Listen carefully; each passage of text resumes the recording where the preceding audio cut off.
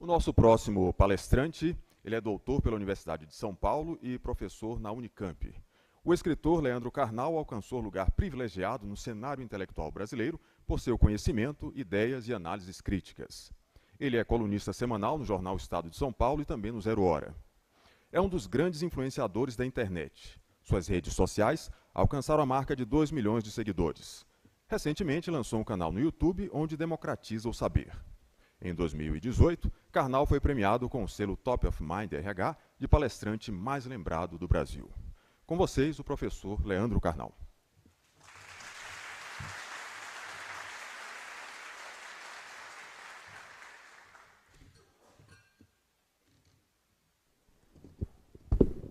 Muito bom dia. É um prazer estar aqui no Ministério, atendendo ao convite do ministro Moro.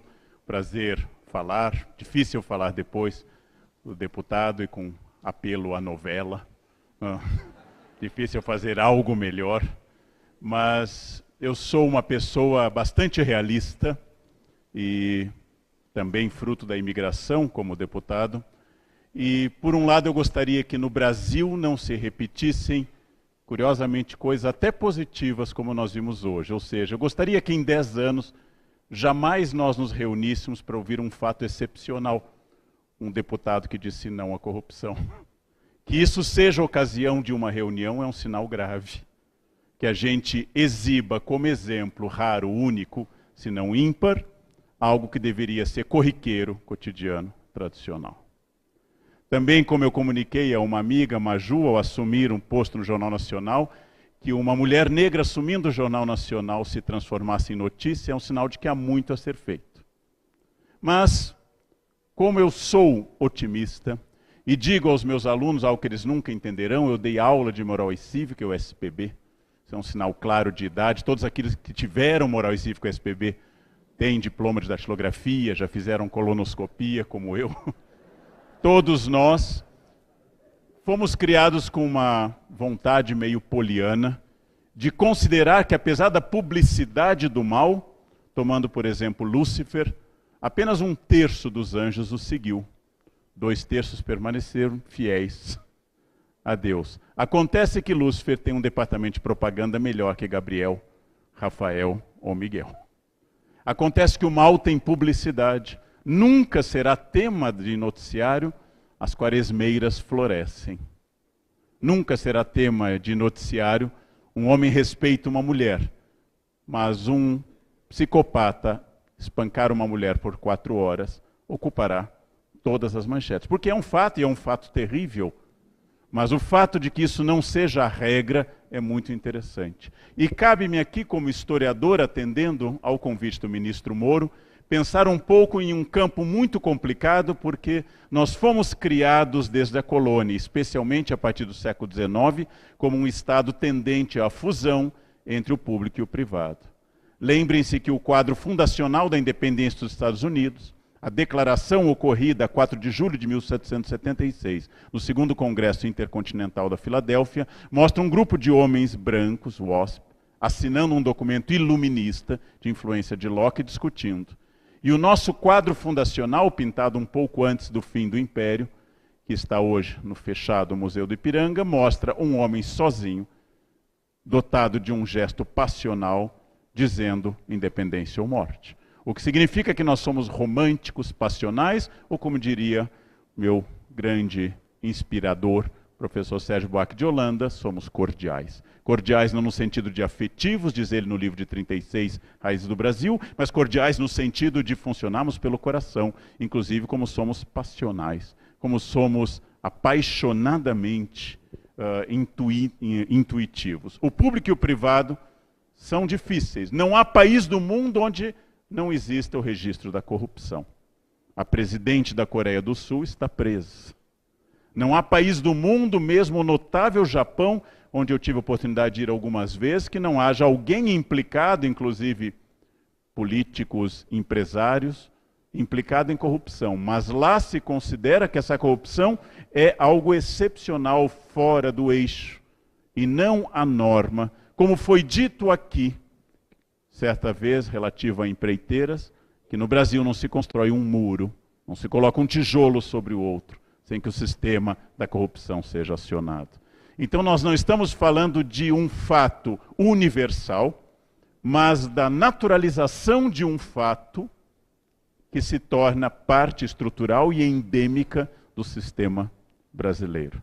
Da naturalização de um fato que faz um deputado que faz a coisa certa, no caso, na época, um ministro, que ele nos fale em narrativa tão envolvente, de que ao dizer não a um caso menor, porque convenhamos que um prédio em Salvador é menos que o total de atentados ao patrimônio que diariamente é feito no país, como o incêndio do nosso museu no Rio de Janeiro. Mas é um fato muito relevante, porque é uma engrenagem em um sistema em que a lei só existe para quem não tem acesso aos gabinetes. A lei só existe para quem pode sofrer o drama de ser um cidadão comum, enquanto que os cidadãos não comuns não têm da lei. Continuando então, só para pensar como funciona isso, tomemos a nossa bela bandeira que hoje mantém a estrutura do artista original. Quando Dom Pedro a encomenda a um francês, Dom Pedro pede que exista o retângulo símbolo do masculino e símbolo a cor verde da dinastia de Bragança, a última dinastia portuguesa. Pede que haja um losango, símbolo do feminino, onde haja a cor dos Habsburgo, e alguma pessoa em algum momento não preparou a aula e ensinou que o verde era nossas matas e o amarelo era nosso ouro. Alguém não teve tempo de estudar, aí diz, pegou. E isso é repetido como se em 1821, data da encomenda, alguém fosse pensar em preservação de matas ou valorização disso. Bem, mas esse não é a questão importante. 2 produtos primários, 2 commodities, o tabaco e o café. O tabaco tradicional, o café em ascensão naquele momento. Mas eu quero que as senhoras e os senhores centralizem que a bandeira do Brasil diz: esse país é Bragança, associado a Habsburgo e a Leopoldina, ele é agroexportador, ele é português, pelo orbe português e a coroa da Cruz de Cristo, e finalmente ele tem a minha coroa imperial, depois transformado uns anos depois, essa conformação da bandeira. Ora, a bandeira não diz como os Estados Unidos, somos 13 listras iguais e alternadas, ou somos 13 colônias que se uniram para formar um país sem nome, inclusive Estados Unidos da América, não tem nem nome, pega o nome do continente. Nós, com o nome de um produto como a Argentina, nós, com o nome de um produto, fazemos um país em que a figura de Dom Pedro se torna pré-existente ao pacto político. E quando recebe a comissão de deputados da nossa primeira e não concluída Constituinte de 23, substituída depois pela Constituição imposta de 25 de março de 1824, ele diz: eu a jurarei se ela for digna de mim e do Brasil. Ou seja, a minha figura, o poder moderador, que Benjamin Constant falava na França, pré-existe à nação. A minha figura de ministro de Estado, vou pensar uma história fictícia, a minha figura de ministro de Estado é suficiente para que o apartamento seja conveniente para mim. Pega uma história fictícia que me ocorreu agora. Ou seja, minha necessidade imobiliária se impõe ao estatuto jurídico, à visão técnica, ao patrimônio histórico e essa igrejinha colonial que está aí. Mas o importante é que eu tenha lugar, depois nós soubemos, nessa personagem fictícia, por que o lugar amplo era tão importante na sua história. Significa uma tradição, e não uma acusação contra Dom Pedro, que tinha virtudes e vícios, uma tradição de que a minha figura se impõe ao que existe. A minha figura é mais importante do que existe. Vamos pensar nessa figura, que é muito curioso, que eu acabara de dar uma palestra inteira num escritório de direito sobre origem da corrupção no Brasil, e vi um filme que retrata também o ministro Moro, e o filme narra primeiro o depoimento de um diretor de uma estatal do petróleo, o filme é fictício, também de uma estatal de petróleo, e perguntam a ele, quando começou isso? E ele cita o homem que eu tinha acabado de citar no escritório, lá em São Paulo, Elias Antônio Lopes. Antônio, na verdade, é português, teria que ser o outro acento, mas atualizo. Elias Antônio Lopes é um traficante luso-brasileiro. O poder no Brasil, desde a colônia até hoje, sempre esteve muito ligado ao tráfico, na época de escravos. Elias é um poderoso homem que construiu numa terra que havia sido os jesuítas até a sua expulsão, construiu um palacete, construiu uma grande mansão, e quando Dom João aportou ao Brasil como príncipe em 1808, ele fez parte daquele esforço da elite fluminense de ascendência lusitana de achar lugar para 15 mil parasitas que se deslocavam para a capital do país. E deu a ele a sua casa desinteressadamente, num gesto de generosidade cristã. E Dom João, príncipe regente, retribui a ele dando-lhe o hábito da Ordem de Cristo, muito importante no jogo de relações daquele momento. Deu a ele um cartório em Paraty. Na época os cartórios eram uma moeda de troca política. Vocês não vão lembrar disso, mas confiem no historiador.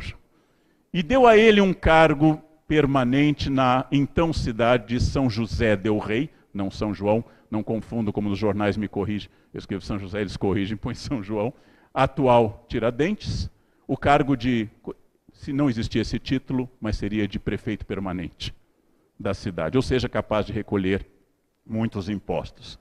Começa aqui não, mas aqui fica visível a associação entre capital privado, entre iniciativa privada e Estado, em que o capital privado, dado um mercado fraco e outros motivos, ele se associa ao Estado na obtenção de privilégios, para garantir a esses capitais privados uma associação criminosa que nunca deixou de existir, que nunca cessou.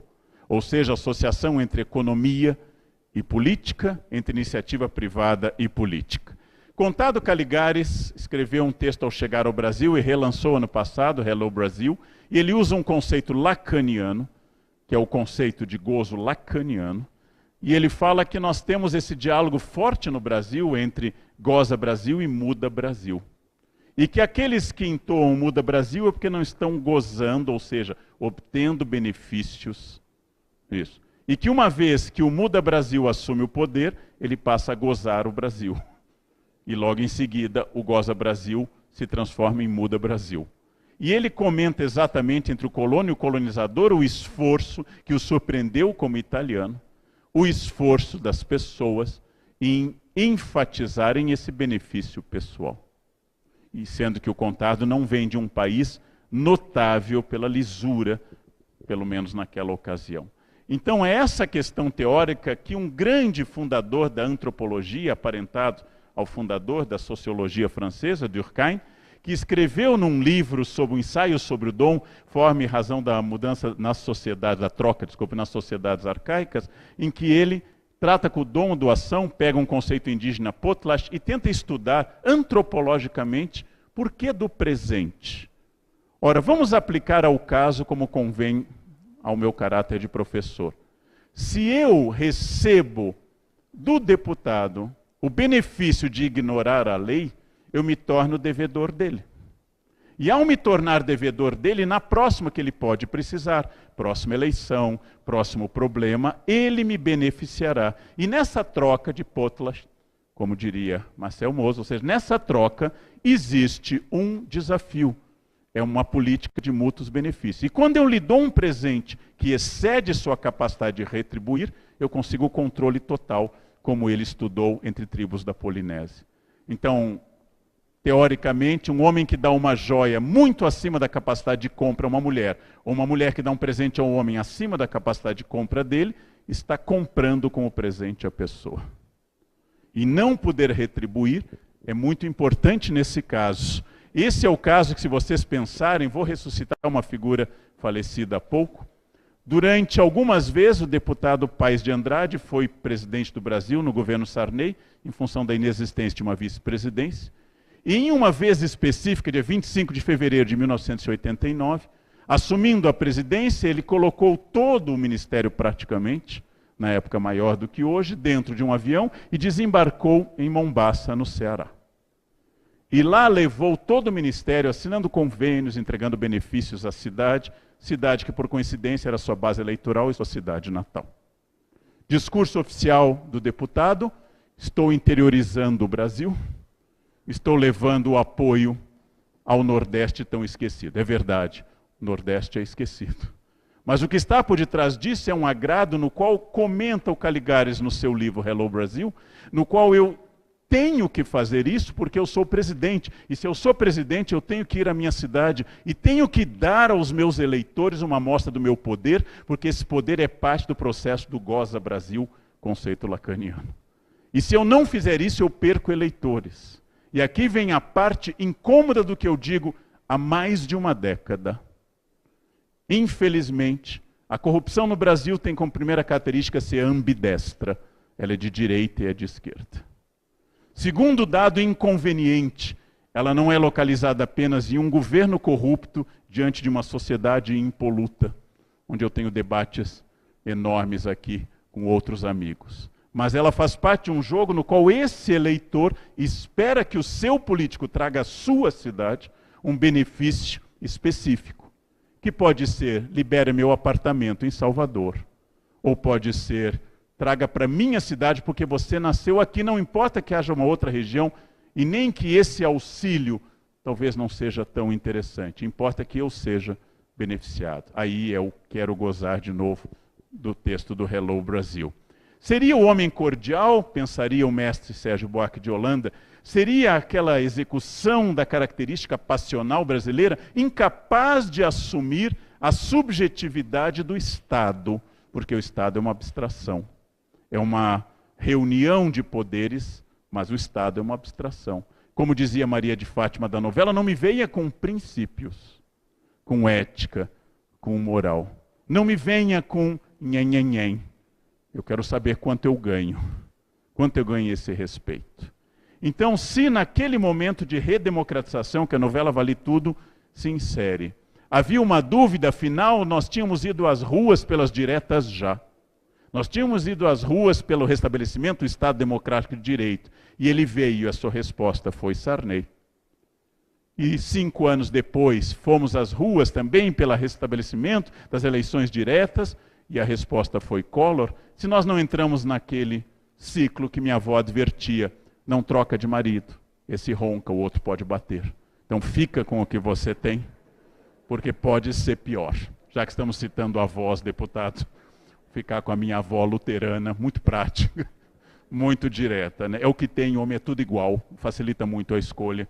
Então é isso. Seria o homem cordial? Seria o homem cordial do mestre Sérgio Buarque, tão criticado por alguns que entenderam que cordial significava simpático? Não, cordial é o trânsito de São Paulo no fim da tarde, em que alguém mata porque outro cortou sua frente, ou fecha o cruzamento porque a minha necessidade passional, subjetiva e afetiva se sobrepõe ao público, coisa que eu não consigo explicar para estrangeiros. Há um amigo alemão que eu trouxe ao Rio de Janeiro, ele olhou uma banca de jogo do bicho e perguntou: o que é isso? Eu expliquei: o jogo do bicho. Ele perguntou: é ilegal, é crime? Eu disse: não, é contravenção. Muito importante essa distinção como filho de advogado. É contravenção. Ele disse: a polícia sabe? Eu disse: há uma chance expressiva. Diz: mas pode? Eu disse: não pode. Mas está aí, está. Eu não consigo explicar isso. Talvez seja a fraqueza do meu alemão a esse respeito, né? Em São Paulo, há uma outra expressão que toca nesse cordial. Nos cruzamentos, na Alameda Santos, por exemplo, com as ruas que cruzam a Paulista, está escrito: é proibido fechar o cruzamento, óbvio. E por cima um advérbio: é expressamente proibido, em vermelho. E a pergunta dos meus amigos americanos pode ficar: mas expressamente é mais proibido do que proibido? Eu disse: com advérbio no Brasil é sempre mais forte. O governo de São Paulo fez uma lei há alguns anos proibindo menores de 18 anos de comprar bebidas de álcool. E um amigo também estrangeiro perguntou: antes podia? Eu disse: não, nunca pôde, desde o primeiro código do século XX, né? Não, os códigos de 16, não de 1851, mas nunca pôde. E ele disse assim: então por que agora não pode? É porque agora não pode mesmo. Nós não somos um país possível de ser explicado para estrangeiros. Mas eu quero voltar a uma questão, talvez, de explicação e positivo. O poder familiar é a base do nosso sistema de confiança. Especialistas em história fluminense, fundadores de uma escola de interpretação que a gente classifica de antigo regime nos trópicos, professora Bicalho, professora Maria de Fátima Fragoso, professor, todos eles trabalham com a noção de formação de alianças familiares, de elites familiares, no qual o compadrio, ou seja, batizar o filho de um outro colega, é um gesto político. Ser padrinho é um gesto político. E o compadrio e a formação da família como sistema de confiança, aqui retratado pelos artistas franceses que mostraram esse cotidiano da escravidão, o compadrio se torna a única forma política palpável no Brasil. Ou seja, é errado, mas é da família. Assim são ou eram os Accioli no Ceará. Assim eram os Seabra na Bahia. Assim eram os Cavalcante em Pernambuco. Como se dizia no século XVIII e XIX, meu amigo, muito cuidado em Pernambuco, ou se é Cavalcante, ou se é cavalgado. A ideia de que, exatamente porque é meu cunhado, é meu genro, é meu tio, é meu afilhado, eu tenho um compromisso pessoal que se sobrepõe ao compromisso político. Então não se trata de destruir a família, pelo contrário, porque essas são famílias baseadas no poder e não no afeto. Mas se trata de separar o público de privado e entender que o valor da família é o da família e não o valor da política. Por isso, essa é uma grande questão no Brasil, porque aqui o nepotismo não é apenas um desvio, hoje proibido por lei. O nepotismo é uma prática histórica. Acontece em Roma, acontece na corte dos papas. Rafael Pinto, o Papa Leão X, com 2 sobrinhos cardeais ao lado. O nepotismo no Brasil é uma visão de mundo. Em quem eu posso confiar? Um deputado estadual em São Paulo deu uma entrevista fascinante, eu adoro, porque às vezes, cansados no fim do dia, as pessoas dizem a verdade. Eu gosto muito de entrevista no início da noite, eles estão já completamente irritados, e aí às vezes escapa a verdade. Ele diz, flagrado tendo contratado a esposa e os filhos para o gabinete, ele diz, mas não é cargo de confiança, eu confio na minha esposa. É um mérito familiar. Confiar na própria esposa é um mérito familiar louvável. Mas ele sequer entendeu, e eu quero voltar a um caso também fictício. Em um determinado governo de um país que acabou o presidente sofrendo impeachment, havia um ministro do trabalho, fictício. Chamemos-o de Voldemort. Esse ministro foi flagrado levando o cachorro da família numa Kombi do Ministério do Trabalho ao veterinário. E quando a imprensa flagrou esse ministro fictício, ele se defendeu e disse, cachorro também é gente. Ele supunha que o ataque era a dignidade do animal. Ele supunha que a nossa crítica era um antropocentrismo canhestro. E não o fato que ele usou o carro público em horário de trabalho para favorecer um benefício pessoal, que seria, em outro caso fictício, você levar sua babá e seu cachorro de helicóptero para a praia. Por exemplo, também fictício. Mas o mais interessante é que o ministro não entendeu o que estava sendo criticado. Ele achou que o problema era o cachorro. Poderia estar ficando no mesmo plano zoomórfico a esposa ou a mãe do ministro. Mas estava um uso privado de um bem público. E o que é mais curioso, gente, que isso não é no Brasil um apanágio apenas do Estado brasileiro na sua fase democrática, mas por vezes no Brasil pessoas autoritárias foram mais honestas que democratas, o que não é uma defesa do autoritarismo. Ao sair do seu gabinete de prefeito, Prestes Maia, indicado pelo Estado Novo para governar São Paulo, o motorista da prefeitura, diz o livro, a série sobre São Paulo, capital da solidão, o motorista da prefeitura o esperava. E ele disse, não posso, eu não sou mais prefeito. Ao final da cerimônia de posse, ele não era mais prefeito. Era um homem autoritário. E fez isso. Borges de Medeiros, no Rio Grande do Sul, governador reeleito de forma ilícita várias vezes no Estado, não levou para casa o telefone de ouro que a empresa telefônica havia presenteado pela concessão telefone, dizendo, foi dado ao governador e não a Borges de Medeiros. Logo fica no Palácio Piratini. Essa noção, infelizmente, não é que a democracia favorece a ética, mas ela possibilita que a não ética seja vista e punida. Haja vista que no passado brasileiro nós só tivemos até hoje, exclusivamente, gente que investigou ética da oposição. Ou seja, a ética não era uma postura a ser investigada como princípio, mas porque o governo anterior, como fez, por exemplo, o governo republicano sobre o último primeiro-ministro do Império, Afonso Celso, Visconde de Ouro Preto, como fez o governo de Getúlio sobre Washington Luiz e Prestes, o candidato vitorioso, mas que não assumiu, como fez o governo militar de 64 sobre Juscelino Kubitschek. Eu investigo a oposição, o derrotado, não o do meu governo. Isso é muito interessante porque é uma visão de mundo de fato. E É uma tradição escravocrata, afinal a frase definidora da nossa cultura seria: você sabe com quem está falando? Segundo meu colega Cortella, só possível em estágio final de Alzheimer. Quando você se esquece de quem é e tem direito a perguntar a alguém: você sabe com quem está falando?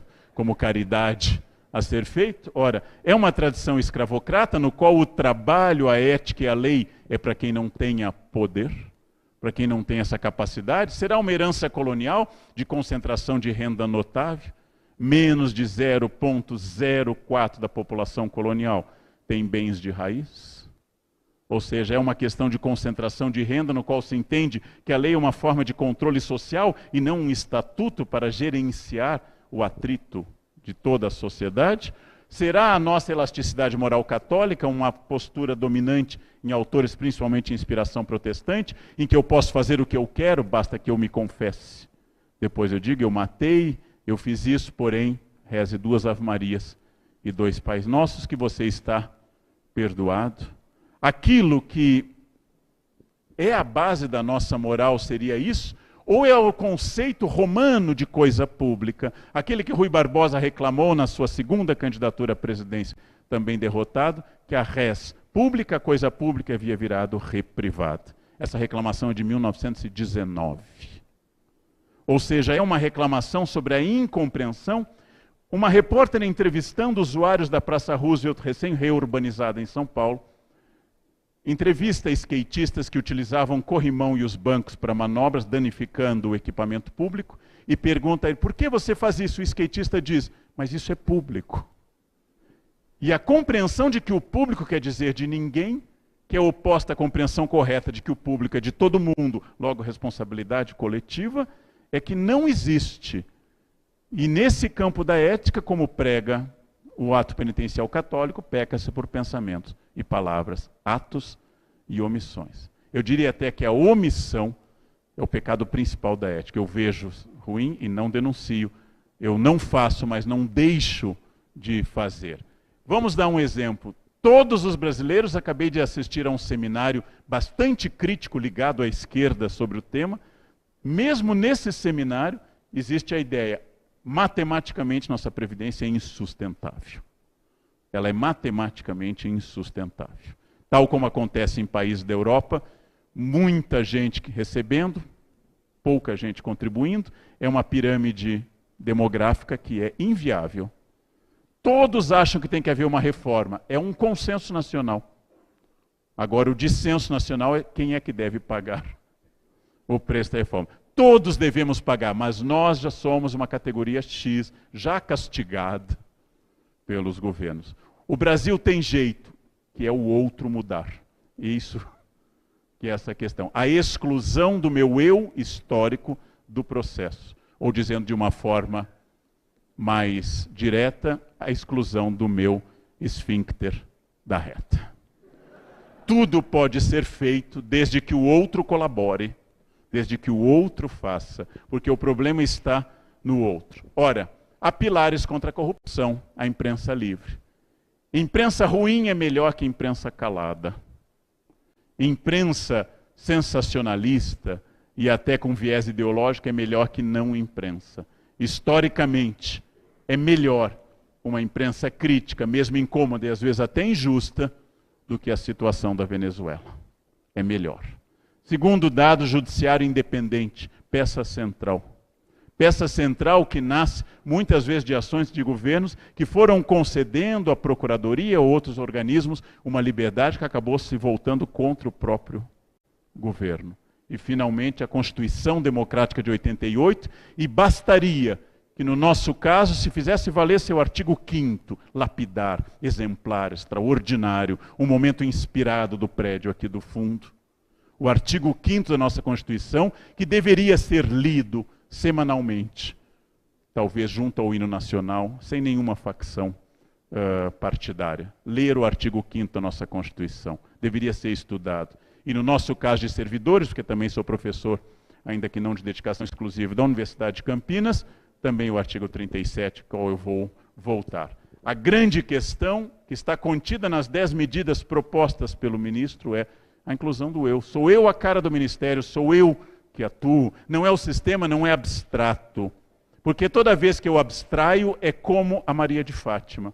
É para retirar meu eu histórico, circunstancial e atribuir a um sistema.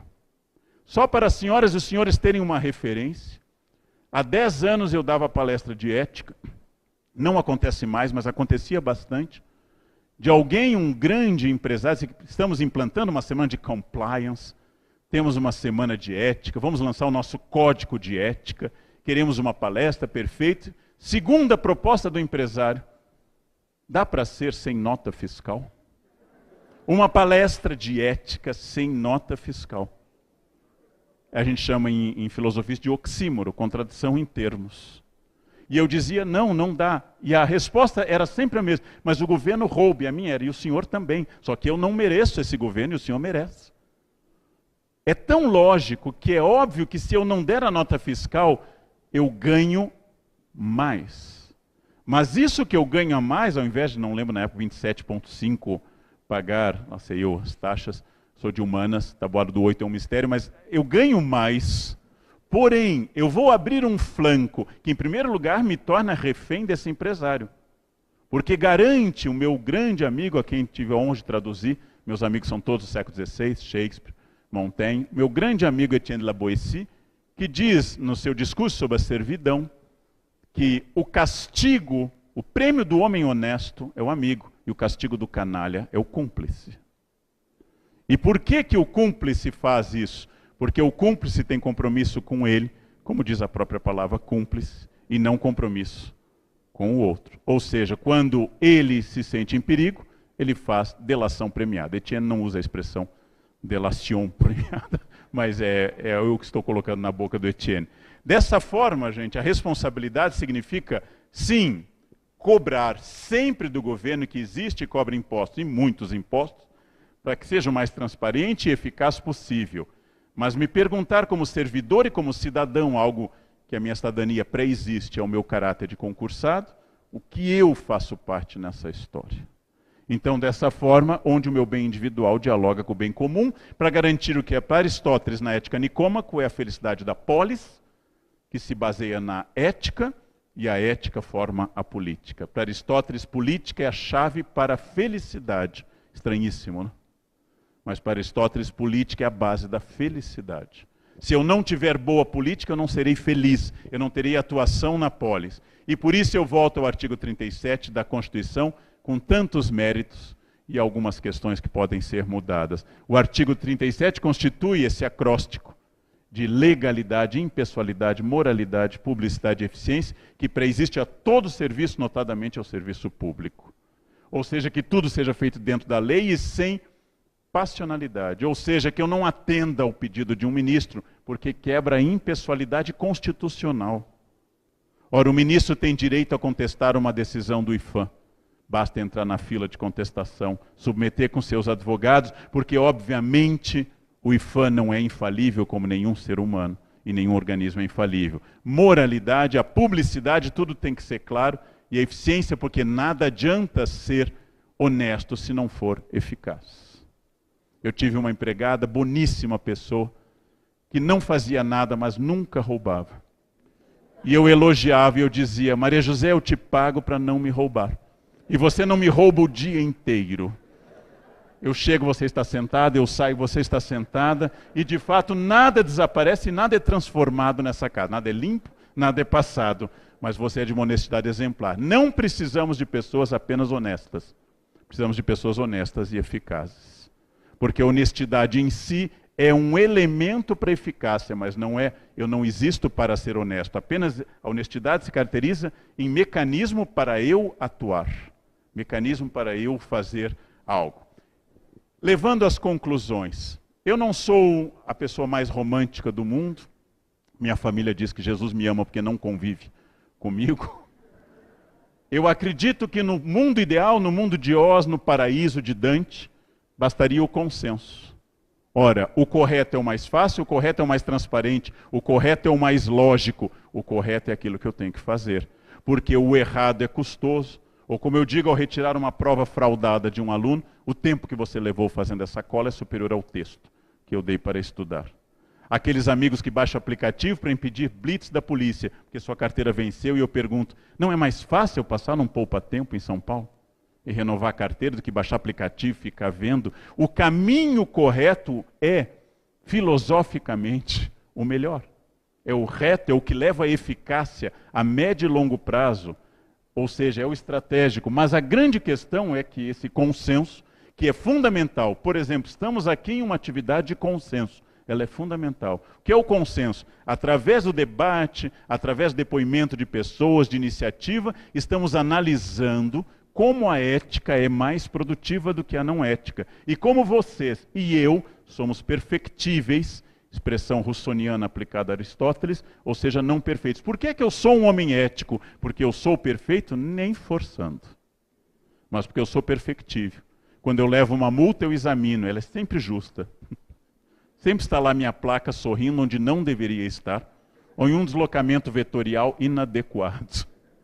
Eu olho, reconheço que errei, infringi uma regra, aceito, pago a multa, incorporo os pontos, como tive ano passado uma multa, entendo que é um erro meu, reestudo a legislação e tento não fazer mais. É isso que me torna ético. Eu não me alegro no erro. O que é alguém não ético? Recebe a mesma multa que eu, passa os pontos para a tia Filomena. Afinal, ela tem 78 anos, não dirige mais. Recorre sem base e se alegra no erro.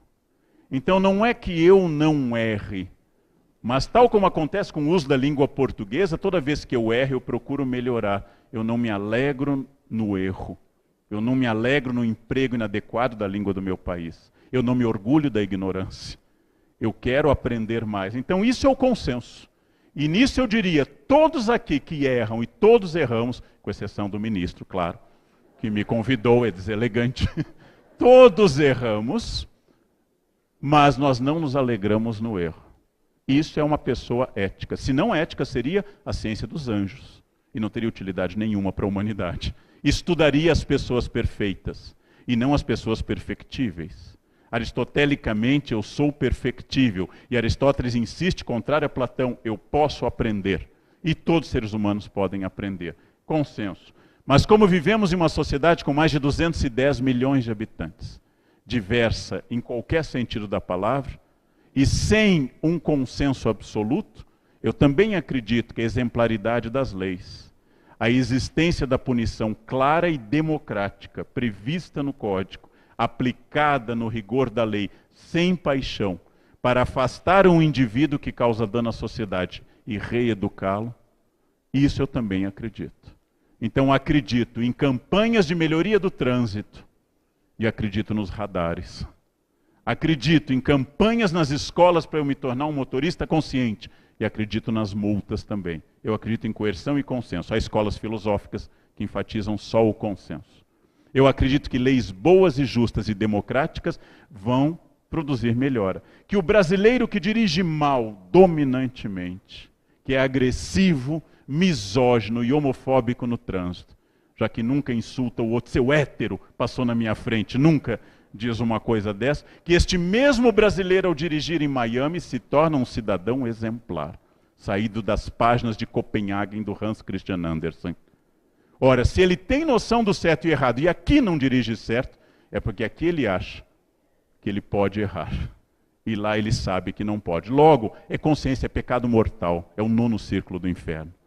É o último, o mais gelado de todos. Então, o que eu estou falando é que coerção e consenso são fundamentais, que a construção ética é a construção da diversidade, de diferentes funções, diferentes atitudes, diferentes capacitações, em que eu aceito que existe autoridade, mas não autoritarismo, que há funções, existe um código que nos rege, e o código preserva exatamente a impessoalidade, segundo o item do artigo 37 da Constituição de outubro de 1988, ou seja, impessoalidade, que o guarda que me multa não me multa porque não gostou de mim, porque tem ódio de carecas, ou porque não gosta de gaúchos ou pessoas do signo de aquário, mas porque eu infringi uma regra.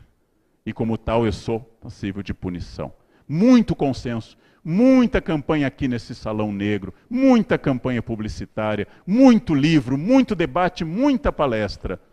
E também a certeza de que se eu insisto em burlar, também existe a isso. Então eu comecei falando Que terrível um país onde alguém que faz o que deve fazer vira um caos a ser analisado. Mas que bom, que coisa extraordinária, que mudança, que um homem que teve tanto poder como Gedel esteja na cadeia. Que homens que tiveram muito poder estejam na cadeia. Mas não pelo motivo que se põe na cadeia em ditaduras, como na Coreia do Norte, porque não é amigo do ditador. Porque na Coreia do Norte, se eu sou corrupto e favoreço o ditador, eu me torno ético. E se eu sou corrupto e não sou amigo do ditador, eu sou preso não pela corrupção, mas porque não dividi o que eu ganhei. Então, não por esse motivo, mas de uma cadeia, de um sistema democrático, onde as partes podem apelar, existe contraditório, existe apelo, contrapelo, e mais assim, como deve ser em um Estado democrático de direito. Então, é isso que eu acredito, coerção e consenso, é isso que eu defendi nessa questão. Aqui tem algumas redes sociais, se alguém quiser acompanhar. Demos um passo de consenso, falta dar passo de mais consenso, aperfeiçoar a coerção, e eu diria que se ainda estamos longe da perfeição, muito longe, eu nunca vi tanto poderoso com medo, como nesse momento no Brasil. Graças ao Estado Democrático de Direito, graças à transparência, à pressão da opinião pública, ultimamente até das redes sociais. Graças a tudo isso, eu vejo perspectiva. Lancetamos o furúnculo, o que está saindo não é água de rosas. Fizemos a primeira faxina em meio milênio de país. A água não é límpida, está saindo. Mas estar fazendo uma faxina, com todos os problemas que isso possa decorrer, é melhor do que o período em que o dono de uma empreiteira confessou que fazia 3 gerações da família que isso era feito. Ora, se há 3 gerações era feito, em diversos governos, de variadas orientações ideológicas, é sinal de que só agora, no Estado Democrático de Direito e com o Judiciário independente e com o Ministério atuante, nós podemos dar um passo. Já é um passo. Acabamos de começar uma quimioterapia. Não é agradável, mas a solução era se conformar com o câncer permanente. Eu sou otimista, velho professor de moral e cívico, SPB, eu sou otimista. Este é um país que tem chance de mudar, graças a uma série de fatores. Antes eu não era tão otimista. Agradeço o convite, gente, e quero também eu, junto com vocês, ficar cada vez mais ético, não por ser perfeito e pela vaidade da perfeição, mas por ser perfectível, possível de ser mudado. Agradeço ao convite do ministro, a honra de falar às senhoras e aos senhores. Muito obrigado pela atenção. Muito obrigado.